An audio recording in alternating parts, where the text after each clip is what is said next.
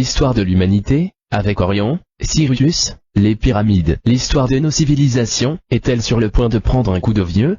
Y a-t-il eu, dans un lointain passé, un peuple dont les connaissances scientifiques sont actuellement considérées comme anachroniques, car ne correspondant en rien au schéma d'évolution, tel qu'on nous l'apprend dans les écoles? Ça se pourrait?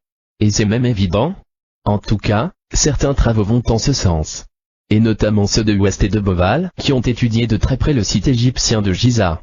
Pour les deux écrivains-chercheurs, ces monuments attestent d'un passé ignoré. Ils ont bâti cette hypothèse à l'aide d'outils scientifiques, tels que, par exemple, la géologie, l'astronomie, et la géométrie. Démarche originale s'il en est, mais non dénuée de sens. Il faut savoir que des investigateurs, et des scientifiques patentés, voient en ce plateau de Giza l'œuvre, ou l'enseignement d'une civilisation, exoterrestre, qui serait venue visiter notre bonne vieille planète, alors que l'humanité sortait juste de l'âge de la pierre. Pour les uns, des extraterrestres.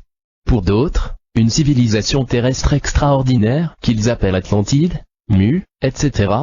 Pour d'autres encore, des erreurs d'interprétation, ou des divagations d'écrivains. Qu'en est-il réellement? Boval et Hancock ont utilisé l'astronomie, et la géométrie.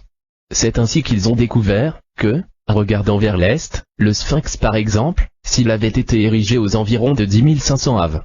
JC aurait fait face, très exactement, à la constellation du Lion. Cette constellation ne représente pas le félin debout, mais couché. Que ce soit West, Boval, Hancock ou d'autres, ils sont tous convaincus de l'existence d'une civilisation de loin antérieure à celle des Égyptiens et, qui plus est, dont l'avance technologique et scientifique serait équivalente, voire supérieure à la nôtre. Le Sphinx serait un vestige de cette fabuleuse civilisation pour laquelle la constellation d'Orion et l'étoile Sirius semblent avoir une énorme importance. L'Égypte serait-elle la seule contrée où ces indices, attestant d'une maestria technique pour le moins anachronique? Non, il existe quantité d'autres éléments, qui militent en faveur de la présence sur Terre d'une technologie avancée alors, que, pour l'histoire officielle, nous en sommes encore à l'âge de la pierre, ou à l'ère moderne. Ça sonne mieux? L'Amérique du Sud recèle également bon nombre de questions jusqu'ici laissées sans réponse. Existe-t-il vraiment une connexion, Orion-Sirius-Terre? Pourquoi les anciens semblent-ils vénérer ces constellations plutôt que d'autres? Pourquoi ne trouve-t-on pas de vestiges de cette fabuleuse civilisation, qui semble avoir influencé l'Égypte des pharaons? On dirait que tout cela apparaît sans qu'il y ait eu signe avant-coureur, à un moment précis de l'histoire. Pourquoi la NASA choisit-elle la ceinture d'Orion pour élément décoratif, du logo du programme Apollo? Quelle est la symbolique de ceci? Tout cela n'est-il qu'une succession de coïncidences? En tout cas, la géologie et le sismographe de Boval ne peuvent mentir, on peut en être certain. Et la NASA ne peut nier son intérêt pour l'Égypte ancienne. Connaissez-vous le travail de Joseph David? Il mérite attention, je pense. West, lui, pense que la clé de l'énigme pourrait se trouver ailleurs, entre les pattes du Sphinx par exemple. Il s'est rendu sur les lieux avec un sismographe, et celui-ci montre très clairement qu'il y a une large cavité souterraine de 12 mètres sur 15, rectangulaire, et se situant à 5 mètres de profondeur. Il existe des passages creusés dans le Sphinx.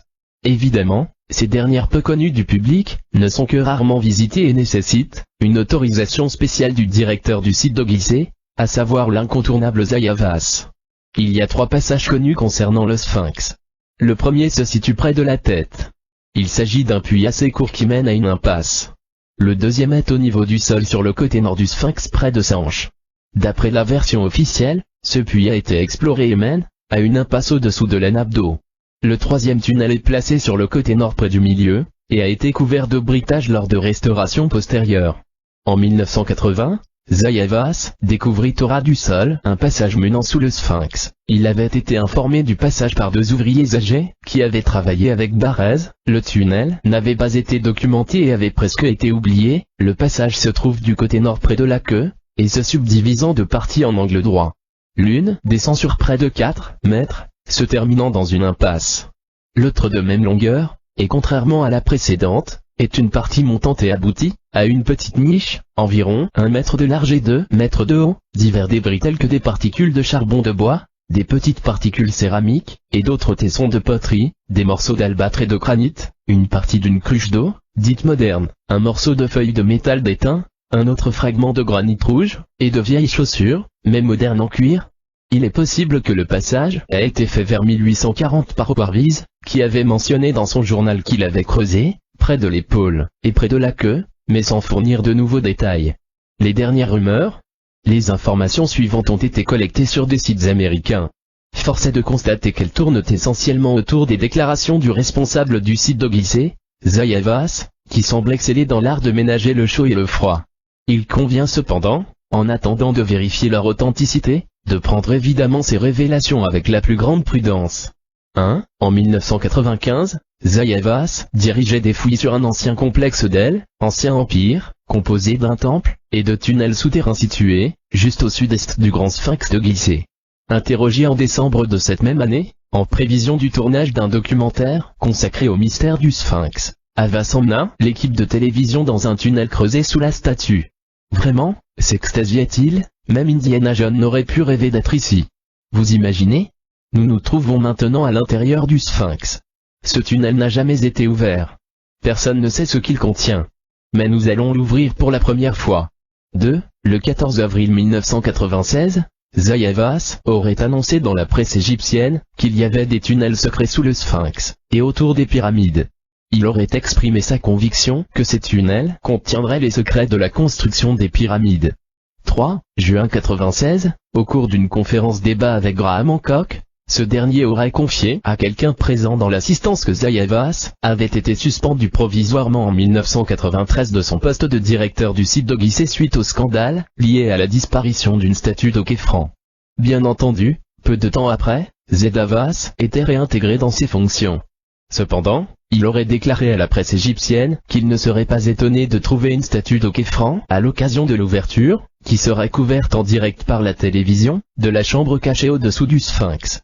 Les vilains conspirationnistes que nous sommes, n'auront pas manqué évidemment de faire le rapprochement avec la statue manquante, sous-entendant par là que la pièce aurait déjà été explorée et vidée de tous ces éléments compromettants. Pour Graham Hancock, la véritable teneur des découvertes ne serait alors réservée qu'à une petite élite de gens riches et puissants.